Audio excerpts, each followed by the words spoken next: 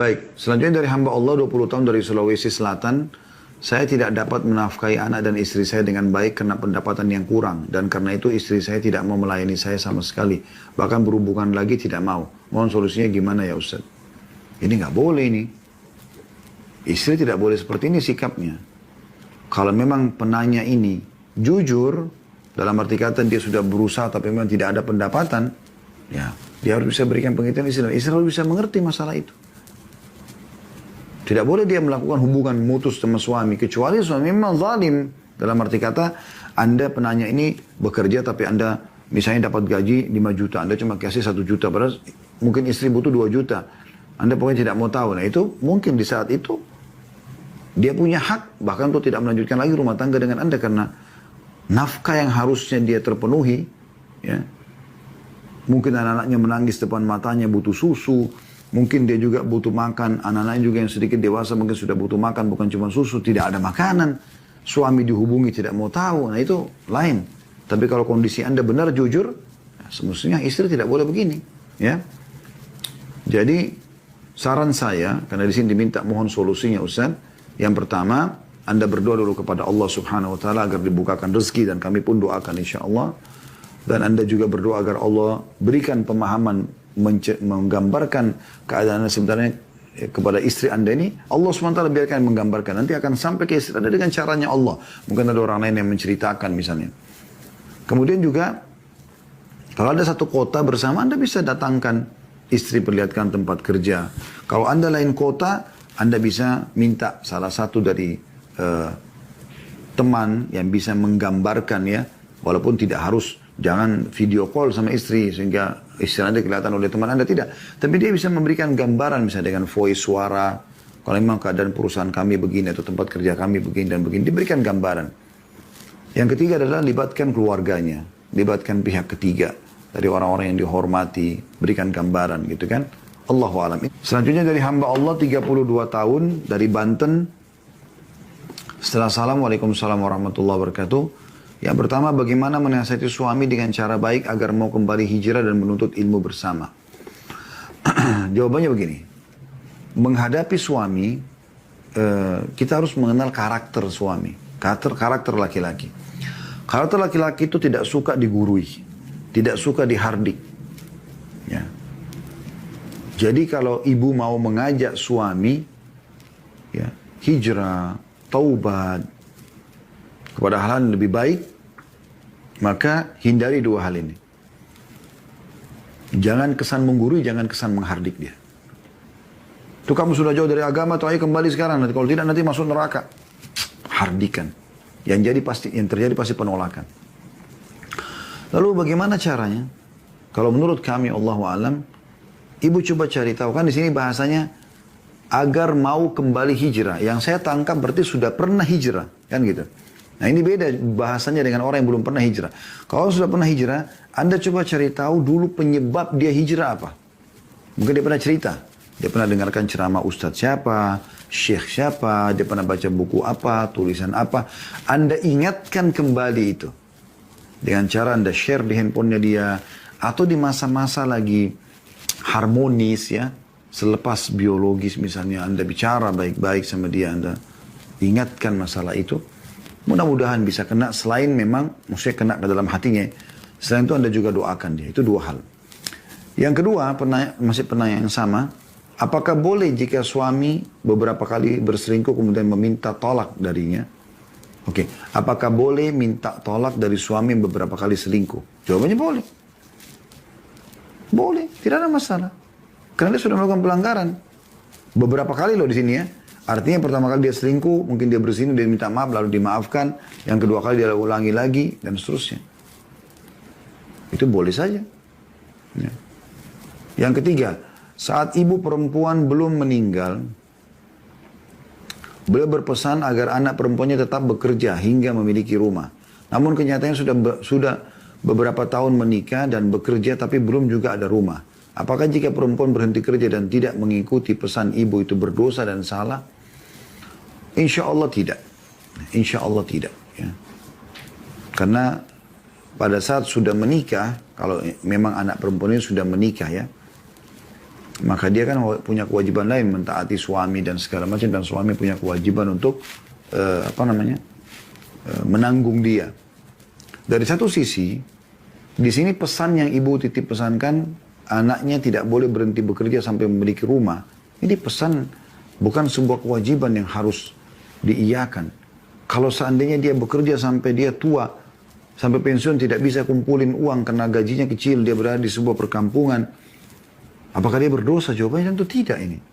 Karena ini kan beban yang mungkin belum tentu bisa si anak lakukan. Sementara Allah SWT mengatakan, la yukallifullah nafsan illa usaha. Allah tidak akan pernah maksakan satu jiwa kecuali sesuai dengan kadar kemampuannya. Ya. Tetapi di saat Anda bekerja di satu tempat, pendapatannya ada, Anda juga belum menikah, ya, tidak terikat dengan akad dengan suami.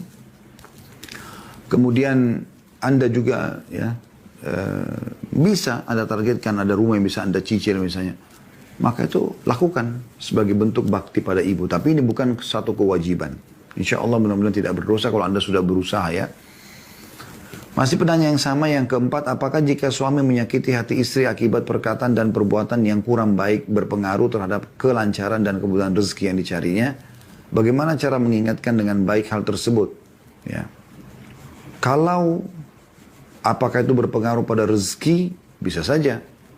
Karena umumnya dosa itu berpengaruh pada pendapatan rezeki. Umumnya dosa berpengaruh pada pendapatan rezeki. Ya. Dan itu bisa terjadi, bukan mustahil. Oleh karena itu, bisa. Cara mengingatkannya secara umum saja. Biasanya sih, Allahu a'lam peringatan dari Allah ada. Ya, pada saat seseorang itu kasar dengan istrinya, atau dia membengkalikan nafkah yang wajib, atau dia melakukan maksiat di luar rumah sana, itu biasanya peringatan-peringatan dari Allah datang. Seperti terhimpitnya rezekinya sendiri. Ya. Dan saran saya, kalau dalam kondisi memang suami lagi ada masalah, segala macam, yang paling tepat Anda jangan bicara apa-apa. Sampai dia yang melibatkan. Kalau dia mengatakan misalnya, saya punya masalah ini, masalah itu, ya, misal, ya. Maka Anda di sini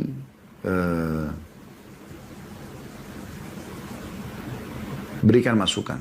Kalau dia bertanya ya, seperti itu kurang lebih. Kalau dia tidak bertanya, saran saya nggak usah. Tapi saya yakin kalau dia sebagai suami dia akan bertanya. Gitu. Selanjutnya dari hamba Allah 25 tahun dari Papua, saya pernah meminta cerai. Suami mengucapkan iya, lalu kami rujuk. Ya, lalu kami rujuk. Saat itu saya ulangi lagi, saya pernah meminta cerai, suami mengucapkan iya, lalu kami rujuk. Kami bertengkar lagi dan ia mengeluarkan kata cerai berkali-kali pada saat itu juga.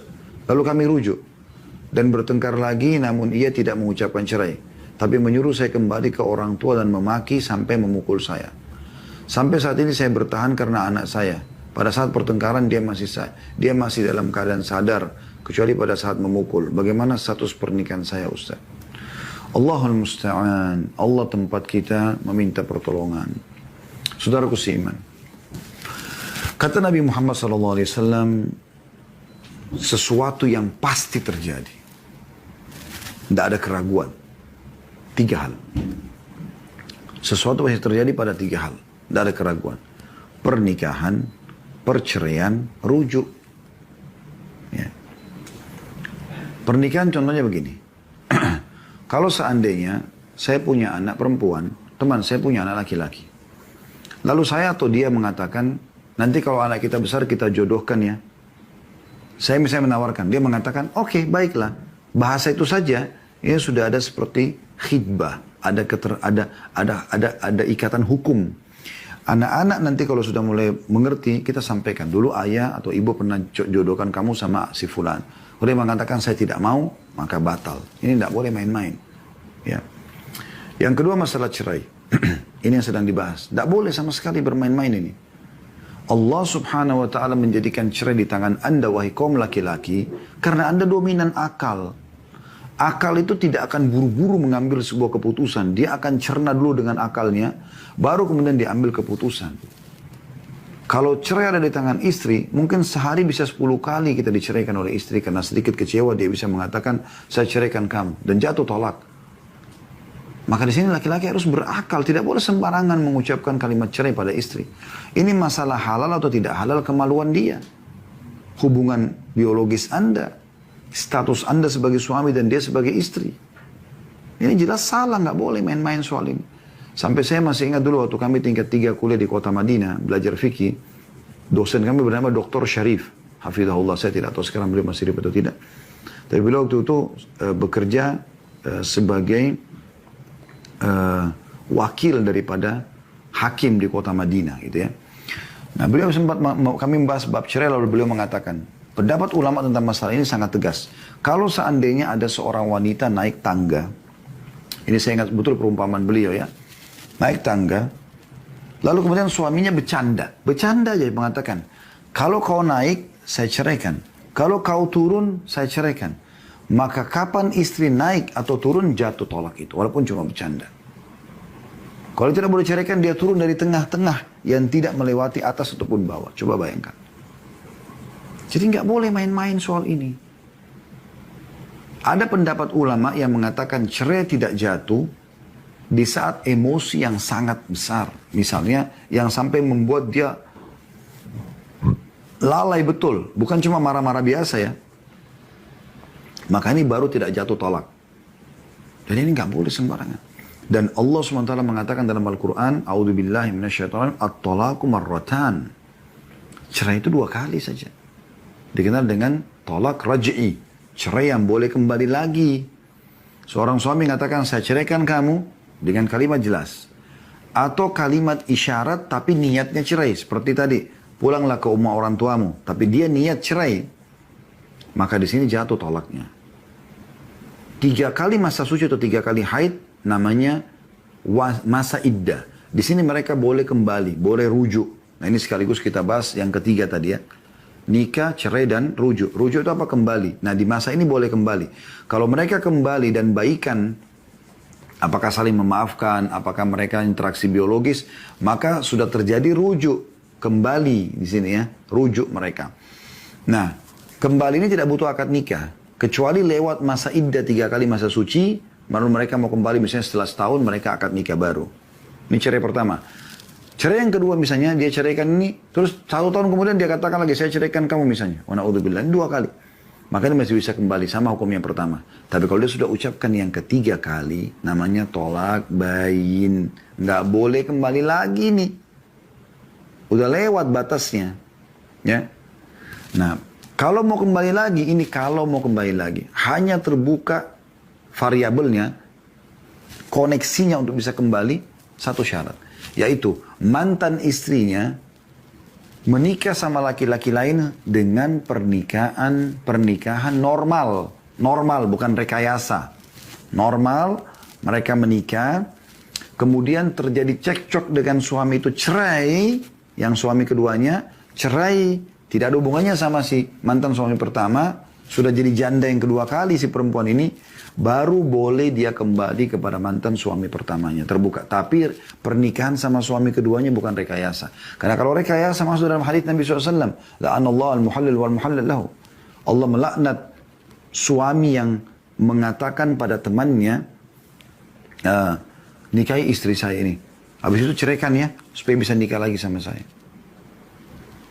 Juga teman suaminya yang mau membantu nikah yang direkayasa seperti ini. Nah ini semua kena laknat, tidak boleh. Ya. Jadi kalau Anda tanya bagaimana status pernikahannya ini Allahu alam, ini sudah dikatakan berkali-kali. Ya. Menurut kami ini sudah tidak sah pernikahan ini. Ya. Kalau Anda tetap pertahankan, ini jadi masalah. Makanya di sini sering terjadi pertengkaran, bisa saja mungkin karena bukan satu suami istri lagi.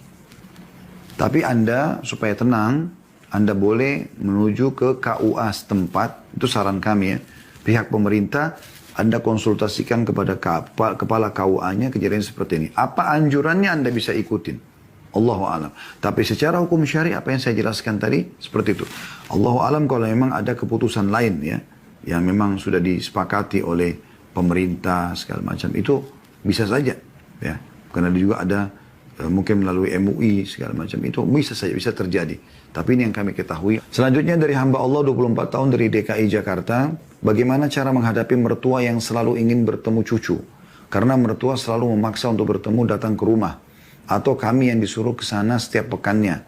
Sedangkan kondisi saya capek. Saya pernah menolak mertua, namun mertua merasa saya memisahkan dengan cucunya.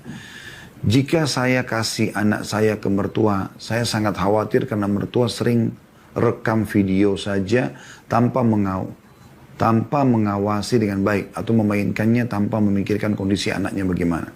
Ini mirip dengan penanya pertama tadi ya. Jadi Anda bisa punya sikap dalam masalah ini. Ya. Anda tentukan, bahasakan gitu. Bukan memisahkan dengan cucu tapi kondisinya kami harus ada begini dan begitu. Kecuali dalam kondisi memang mertua Anda ini adalah orang yang sangat soleh atau soleha, Anda yakin anak Anda kalau Anda taruh di sana mungkin ya malah ada pendidikan-pendidikan, ada tambahan surah Al-Quran, ada tambahan kisah-kisah para sahabat dan seterusnya. Maka Anda bisa, walaupun Anda sibuk, Anda antar mereka pulang sekolah atau disuruh antar oleh driver atau supir atau mungkin istri Anda yang Anda suruh ke sana gitu kan, untuk selama bukan keluar kota ya. Untuk duduk berkumpul. Tapi kalau di sana ada mudarat, Anda punya prinsip. Anda bisa tentukan nanti insya Allah kami akan datang mungkin minggu depan, 2 minggu lagi, 3 minggu lagi dan seterusnya. Pertanyaan yang ketiga dari hamba Allah 34 tahun dari Jawa Barat, bagaimana solusi menghadapi istri yang keras kepala? Padahal dia sering mengikuti kajian juga seminar ilmu parenting. Tapi masih saja seringkali ucapan dan tingkah lakunya menyakiti suami. Contohnya berbicara dengan nada besar. Saya melihat Allahu'alam Anda sebagai suami lebih kenal ya. Coba lihat masalah bicara dengan nada besar ini. Apakah itu sudah tradisi dia dari sebelum menikah sama Anda? Kayak misalnya memang ada sebagian keluarga, ya, komunitas keluarga begitu. Memang mereka kalau berbicara terbiasa gitu. Dengan nada-nada tinggi. Dengan menggunakan kata-kata olokan dan ejekan gitu kan. Ada juga keluarga yang tidak. Mungkin mereka memang kesopan santunan ini dijaga sekali sehingga saling menghormati, menjaga tutur kata gitu kan, menjaga sikap. Itu saya berapa kali melihat ada keluarga-keluarga memang yang seperti ini jenisnya gitu ya. Nah kalau istri Anda ini berasal dari keluarga yang memang dasarnya sama orang tuanya, sama saudaranya memang begitu polanya, makanya berarti pola hidup. Pola ya. Bukan niat dia ingin membangkang. Ini sebagai PR buat Anda. Bagaimana Anda sebagai suami menerima itu sebagai sebuah tantangan agar Anda bisa memperbaikinya. Itu yang saran kami. Ya. Artinya gini, jangan setiap kali ada kesalahan dan kekurangan pasangan, kita langsung patok, ini nggak cocok, kita cerai. Kecuali yang terjadi pelanggaran fatal dalam agama. Berbuat kesyirikan, murtad dari agama. Kalau masalah teknis-teknis lapang, atau dia selingkuh, perzinahan yang haram misalnya, ini berat. Tapi kalau hanya teknis lapangan, Anda suka kebersihan, kerapian, pasangan belum bisa. Anda suka istri yang lembut, yang periang, tapi memang dasarnya Anda menikah bukan dengan wanita yang seperti itu, ya. Maka ini kan teknis lapangan. Atau kita balik kasusnya kalau seorang perempuan, dia berharap suaminya romantis, ya memanjakan dia. Tapi memang dia nikah sama laki-laki yang kaku dasarnya. Nah ini kan PR bagi mereka. Ini teknis lapangan. Kalau saya sarankan Allahu'alam Anda berdoa kepada Allah SWT agar Allah berikan hidayah dan Allah ubah pasangan Anda. Kemudian Anda jadikan ini sebagai target utama. Bagaimana caranya Anda bisa mengubah ini? Di situ kesuksesan Anda menjadi seorang pasangan yang berhasil gitu. Maksudnya yang pasangan yang baik, ideal. Karena memang kita menikah sama siapapun pasti akan ada kekurangan dia. Nah, bagaimana kekurangan pasangan kita jadikan sebagai ajang pahala buat kita supaya dia bisa berubah. Terlalu banyak orang-orang yang menyampaikan kepada saya pribadi. Ada seorang bapak dulu mengundang saya ceramah di salah satu kantor besar di Sudirman di Jakarta Pusat. Ya. Kemudian dia cerita, dia mengatakan dengan begitu ramai Masya Allah orang yang hadir. Karena di situ, di building itu banyak perusahaan-perusahaan lain yang memang nyewa juga gitu ya. Maka bergabung dia siapkan ruangan yang cukup luas menjadi tempat untuk taklimnya di situ. Sekaligus sholat berjamaahnya. Maka dia cerita kalau awal dia dapatkan hidayah, tadinya dia jauh dari agama. Itu justru karena istrinya. Istrinya sering dengar ceramah. Kadang-kadang ada rekaman dikirim ke dia sekali, 2 kali, 3 kali. Sampai lama-lama akhirnya dia dapat hidayah. Dan dia pun akhirnya membuat pengajian. Contoh, nah ini kesabaran pasangan. Ada juga seorang bapak dulu pernah umroh bersama kami. Dan itu dia bawa sebuah kertas yang besar penuh dengan pertanyaan dia dengan istrinya gitu. Jadi dia umroh sekaligus dia ingin bertanya banyak pada kami. Maka ya saya jawablah pertanyaan tersebut ya. Setelah saya jawab, dia sempat menceritakan awal sebabnya dia dapat hidayah gitu. Jadi dia bilang, saya dulu pecinta musik, saya dulu jauh dari agama gitu kan. Wah pokoknya jauh lah dari agama. Ya. Sekarang justru pada saat itu dia menganjurkan istrinya untuk pakai cadar, untuk berubah lebih baik lagi. Dia bilang sebab awalnya istrinya suka dengar ceramah. Terus kemudian ada rekaman, dia kasih ke suaminya. Tapi dia bilang, saya awalnya benci sekali gitu. Saya karena tidak suka dengan ceramah. Saya tidak terbiasa, hidup saya jauh, hidupnya di negara barat dulunya gitu. Tapi akhirnya istri saya sabar, dia bilang. Di mobil pun, yang saya ingat dia pernah ceritakan ya, dia bilang di mobil pun istri saya bilang, bagaimana kalau setengah jalan kamu dengar musik kamu, setengah jalan dengarkan ceramah. Saya juga ingin dengar. Karena dia merasa dia tidak ditekan oleh istrinya, maka dia mau dengar. Lama-lama dia bilang yang dominan adalah justru ini.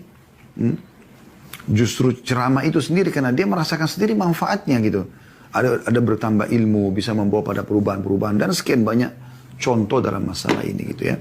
Nah, tapi kalau itu bukan pola kebiasaan keluarga, bukan sesuatu yang memang ini dia sengaja lakukan, itu bab nusyul. Anda ingatkan kepada dia. Bukankah sudah tahu dalil-dalil seperti ini? Dan tidak ada salahnya Anda ruqyah, karena salah satu efek daripada ain, sihir, itu juga munculnya kedurhakaan seorang istri, munculnya kedurhakaan seorang istri pada suami. Allahu a'lam. Ya.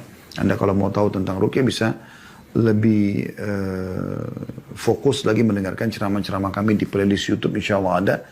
Anda buka YouTube Khalid Basalamah Official, playlistnya klik cari ruqyah syariah. Anda akan temukan insya Allah. Kita masuk pertanyaan kedua dari hamba Allah 25 tahun dari Jawa Barat. Suami saya lebih mengutamakan memberikan nafkah kepada orang tuanya daripada istrinya. Karena orang tua sudah tidak bekerja. Bagaimana hukumnya? Di sini saya perlu berikan dulu batasan ya. Anda sebagai istri, nafkah yang suami wajib berikan, makanan, satu paket sama minumannya, pakaian, tempat tinggal, dan transportasi semampu suami. Semampu suami. Tapi yang fokus tuh makanan, minuman, pakaian, sama tempat tinggal gitu kan. Nah kalau suami sudah memberikan ini kepada ibu sebagai istri, ada makanan yang bisa dimakan untuk hari itu, minuman, kemudian ada tempat tinggal, ada pakaian yang Anda bisa pakai, maka itu per hari sebenarnya, bukan per bulan ya. Per hari kewajibannya, bukan per bulan. Artinya kalau hari ini ada, besok itu belum jadi kewajiban dia sampai dia masih hidup. Kalau dia sudah meninggal gugur kewajibannya kan. Berarti kalau hari itu dia bisa penuhi kebutuhan ibu sebagai istri dan anak-anak, hari itu juga dia punya hak untuk membantu orang tuanya atau membantu siapa saja selain Anda. Memang begitu. Ya. Besok dia punya kewajiban memberikan lagi. Kalau hari ini sudah dipenuhi, besok dia punya kewajiban lagi. Dan Allah akan tuntut dia. Kata Nabi SAW, kafa lil mar'i ithman ayyudai amman yakutu. Cukup berat dosa bagi orang yang membengkalikan apa yang dia yang wajib dia nafkahi gitu kan. Tapi ingat ya, ini kasusnya adalah harian. Karena dia kalau meninggal esok hari dia sudah gugur masalah kewajiban tersebut. Allahu a'lam. Ada penanya yang masuk melalui WA. Ya.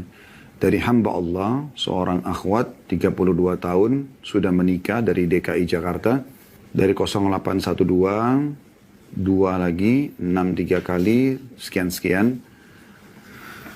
Penanya mengatakan, suami saya tidak memenuhi nafkah batin ke saya karena tidak ada ketertarikan seksual. Saya sudah melakukan dan memperbaiki semua tuntunan suami agar dia memiliki ketertarikan seksual. Namun hasilnya sampai saat ini saya tidak dinafkahi batin. Tapi nafkah jasmani masih mengalir. Suami saya tidak suka dengan keluarga saya. Hampir setiap hari mengkritik saya. Dan suami merasa semangat beribadahnya terganggu karena saya. Sehingga saat ini suami suka marah-marah, sholat di akhir waktu, jarang membaca Al-Quran, dan perhitungan dalam sedekah. Bagaimana baiknya Ustadz untuk saya? Apakah berpisah atau tidak? Baik.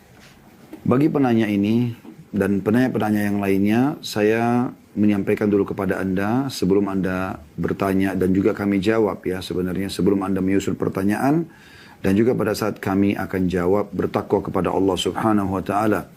Ya, takutlah kepada Allah. Pertanyaan harus sesuai dengan keadaan apa adanya ya. karena kami akan menjawab sesuai dengan pertanyaan Anda. Jangan sampai Anda cenderung sepihak, sehingga akhirnya jawaban Anda bisa tunggangi untuk maslahat Anda pribadi. Pertanyaan masalah agama harus jelas, tertuju ya, kepada permasalahan yang sedang dihadapi. Yang benar Anda katakan benar, yang salah tentunya. Saya tidak mengatakan penanya ini, tapi semuanya yang bertanya ya. Saya akan masuk ke pertanyaan yang sudah masuk ini. Di potongan pertamanya saya bagi beberapa potongan. Suami saya tidak memenuhi nafkah batin ke saya karena tidak ada ketertarikan seksual. Saya sudah melakukan dan memperbaiki semua tuntutan suami agar dia memiliki ketertarikan seksual, namun hasilnya sampai saat ini saya tidak dinafkahi batin. Tapi nafkah jasmani masih mengalir. Ini saya anggap potongan pertama dari pertanyaan Anda ya. Memang kami kaum laki-laki ini, saya bicara sebagai laki-laki, itu sangat pekah dalam masalah seksual ini. Perlu ibu tahu dan semua wanita muslimah wajib mengetahui masalah ini. Laki-laki itu sangat pekah. Pekah dengan bau mulut, nafas, bau ketiak, bau kemaluan, terus penampilan, cara menyisir rambut, memakai pakaian yang menarik bagi dia gitu ya. Kalau ada yang luput saja dari masalah ini, maka mungkin membuat dia tidak tertarik untuk melakukan itu. Tidak tertarik untuk melakukan hal tersebut. Dan itu normal. Semua laki-laki akan sama. Dan banyak laki-laki tidak mau membahasakan karena khawatir istrinya tersinggung. Oleh karena itu setiap muslimah, setiap istri wajib bagi dia, karena ini melayani biologi suami kan kewajiban, maka wajib bagi dia menjaga semua rentetan biologis itu. Di antaranya tadi menjaga bau badan, mulut, ya, nafas, kemudian ketiak, kemaluan. Ini anggota tubuh yang sensitif ya. Harus dijaga. Jangan Anda sembarangan makan karena hanya hembusan nafas Anda mengganggu.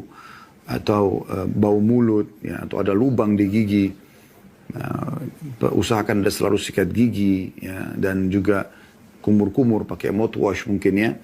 Sampai kata Nabi SAW, aku diperintahkan bersiwak sampai aku mengira ya, aku akan ompong karena seringnya disuruh membersihkan gigi itu. Begitu juga dengan bau badan. Anda tahu hadis Nabi SAW, kata Nabi SAW, kalau kalian datang dari safar, janganlah ia masuk menemui keluarganya sampai dia memberitahukannya, agar para perempuan atau para istri itu ya, menyisir rambutnya dan mencukur bulu kemaluannya. Jadi ada hubungannya, hubungan biologis dengan masalah itu. Kerapian, kebersihan ya. Itu juga dengan baju yang dia suka, potongan rambut yang dia suka, penataan rumah yang dia suka ya. Saya tidak tahu tuntutan suami Anda ini seperti apa, tapi ini saya bicara secara global. Kalau apa yang saya bahasakan tadi Anda sudah yakin, tidak ada bau badan lagi ya. Karena gini, kadang-kadang kita sikat gigi nih. Kita pakai mouthwash untuk bau mulut misalnya. Itu dalam hitungan 10 menit saja sudah berubah. Kalau apalagi, walaupun Anda tidak makan dan minum apa-apa lagi ya, tapi itu sudah cukup untuk mengubah. Kembali kepada bau awal atau minimal sudah menghilangkan bau wangi daripada odol yang sudah kita pakai gitu. Jadi memang menggunakan ini bukan sekali saja, tapi beberapa kali. Setiap saat diperlukan. Kalau perlu setelah ngobrol sama suami, ternyata belum terjadi interaksi biologis, pas sudah ada arah ke sana, Anda kumur-kumur lagi. Itu penting. Karena itu sensitif sekali bagi laki-laki. Dan kebanyakan laki-laki tidak mau berbicara. Mereka, kalau yang beriman, mengekang itu. Kalau yang fasik, udah dia lampiaskan kepada yang lain. Anda tahu apa yang dijual oleh pelacur-pelacur na'udzubillah di luar sana? Ya? Baju yang seksi, penampilan yang menggoda ya. Tutur katanya lah, badan yang wangi. Memang begitu. Nah, seharusnya metode itu, metodenya ya, bukan jadi pelacurnya. Metode pakai baju yang seksi, badan yang wangi, godaan-godaan, menghibur suami yang positif, itu harusnya ada pada istri. Itu poinnya. Ya, jadi Anda pada saat menjalankan tuntutan suami sini, jalankan memang karena Anda tahu ini kewajiban Allah dalam memberikan hak suami dalam biologis, maka Anda lakukan itu. Sehingga Anda tulus dalam mengerjakan, bukan terpaksa. Saya kasih contoh, ada salah satu kerabat kami, sampai bercerai. Coba Anda bayangkan. Setelah suaminya sudah sekian tahun mengekang, suaminya suka rambut panjang, istrinya tetap selalu pendekin. Dan kalau diingatkan, kenapa potong rambutnya? Ya memang modal saya kan panas, kan begini. Tidak mau tahu. Akhirnya sampai suaminya sudah nggak suka sama dia. Sabar sehari, 2 hari, sebulan, 2 bulan, sampai tahunan. Akhirnya puncaknya cerai. Saya tanya sendiri kenapa. Salah satu sebabnya hanya karena masalah itu rambut saja. Itu sangat peka. Dan ini beda sekali dengan Anda sebagai wanita. Anda kalau cinta suami Anda beda. Bahkan kadang-kadang ada di antara istri, subhanallah, ya, Allah buat dia, walaupun suaminya berkeringatan, mungkin dia bersedia untuk disentuh. Karena cintanya sama suaminya. Kadang-kadang suami pulang kerja, belum sempat bersihkan badan, tapi begitu dia mendekat sama istrinya sudah wangi, istrinya menyambut saja. Walaupun sebenarnya itu mengganggu juga dia. Tapi begitu perempuan beda. Kalau laki-laki tidak seperti itu, Bu. Ya. Ini poin mesti Anda fahami. Potongan pertama pertanyaan Anda. Walaupun satu pertanyaan, tapi saya bagi jadi beberapa biar jelas ya. Jadi kalau Anda sudah jalankan semua apa yang saya sampaikan tadi, berarti ini ada kesalahan di suami Anda. Tapi kalau Anda belum jalankan ini, ya, masih ada egoisme Anda, maka Anda perbaikin itu. Kemudian di sini dikatakan suami saya tidak suka dengan keluarga saya. Ini poin perlu digarisbawahi. Ini bagian kedua dari pertanyaan Anda. Suami saya tidak suka dengan keluarga saya. Kenapa suami Anda tidak suka? Cari tahu apa sebabnya. Karena dia punya hak. Seorang wanita kalau sudah menikah, suaminya di atas siapapun dari manusia. Termasuk ayah kandungnya sendiri. Ayah kandungnya si wanita. Jangankan bicara keluarga secara umum.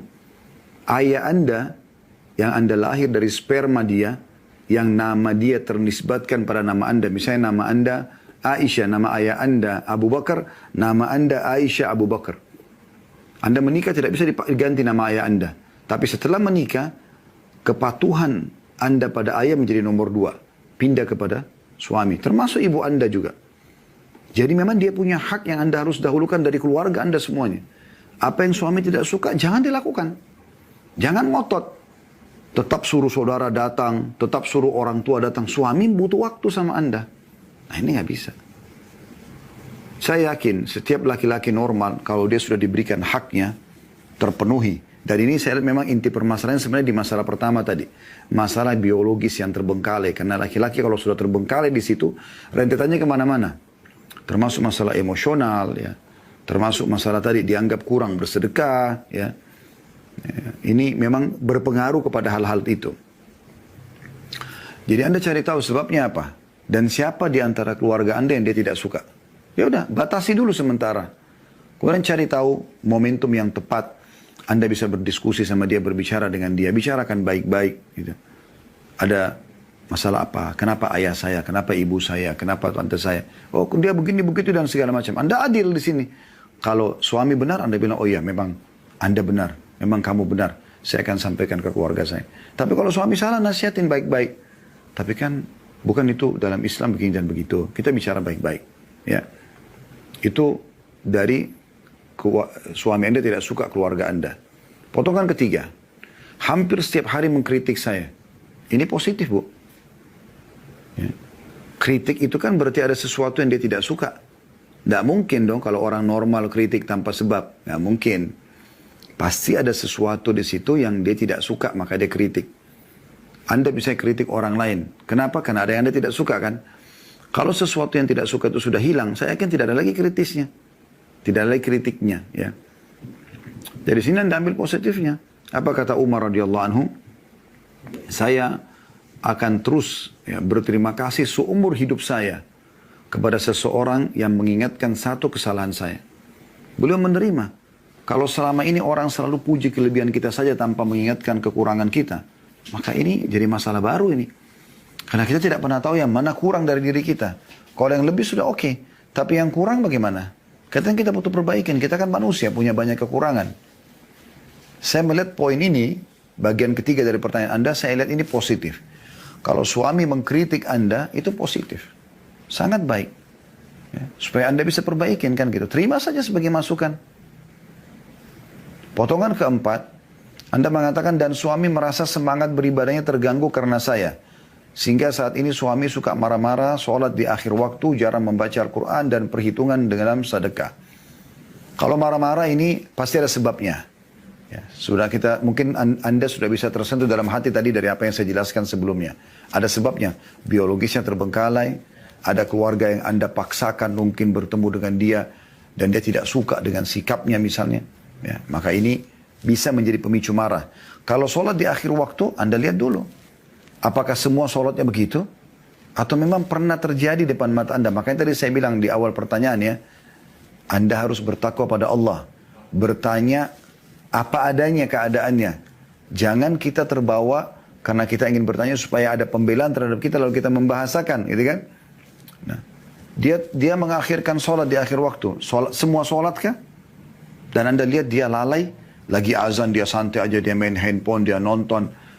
Atau memang pernah Anda lihat sekali dia terlambat sholat, mungkin kena lupa, mungkin kena ketiduran, mungkin kena perjalanan macet, kan banyak. Anda lihat dulu uzurnya ini.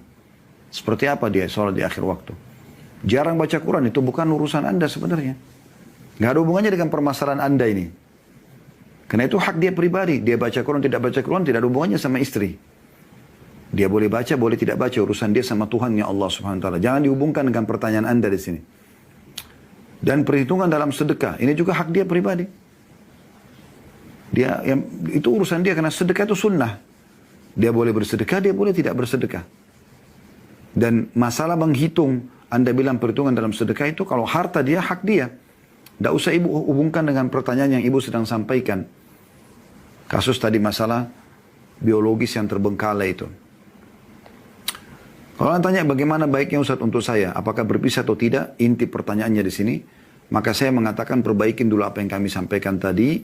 Setelah itu, baru kemudian Anda lihat, kalau tidak ada perubahan dari suami, memang Anda sudah coba perbaikin, Anda sudah coba baik, Anda ikhlas karena Allah SWT, saran saya istikharahkan. Sholat 2 rakaat, minta petunjuk kepada Allah, apakah rumah tangga ini dipertahankan atau tidak, lalu ikutin insya Allah hasil dari istikharah itu.